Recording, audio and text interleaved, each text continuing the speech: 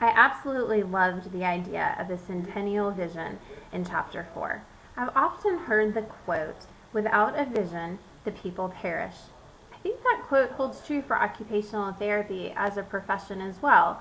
We need a vision, otherwise we don't know where we're going. We know where we've come from, but we probably don't know where we'll go if we don't have a vision.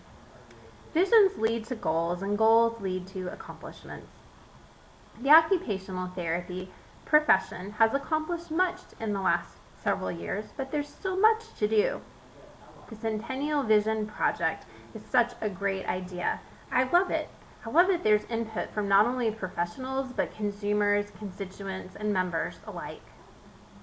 It was great to learn that there's a trend toward going back to the roots of our occupation in therapy. As OT practitioners and professionals, it's important to take into consideration what is important to the client. It's also important to take into consideration what the professionals want and what they need out of this as well. Our primary focus and goals for our chosen profession are important too. It's exciting that we get to help people help themselves. We get to use arts and crafts as well as exercise and work-related occupations. Wow, where else can you use so many skill sets in one profession? The Centennial Vision has given me even more to look forward to in my chosen career. Another thing that caught my eye was the emerging areas of occupation. There's so much room for creativity. Our clients truly span the ages from birth to death and everywhere in between. I never thought about occupational therapists being involved in hospice care or end-of-life care even.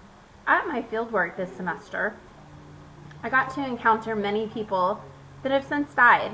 I know that might sound a little morbid, but one gentleman stands out to me in particular. I sat on his bed with him. He laughed, he cried.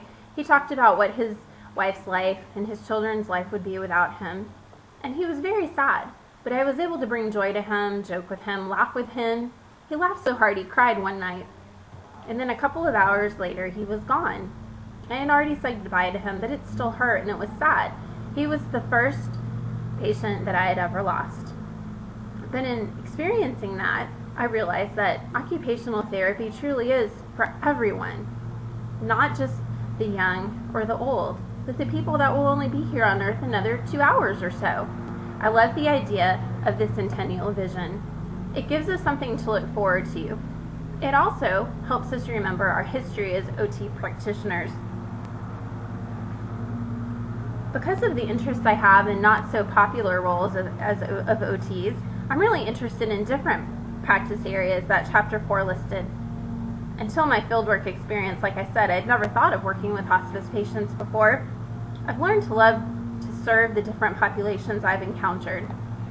Instead of the quote, "practice makes perfect," I'm adopting the quote, "practice makes progress."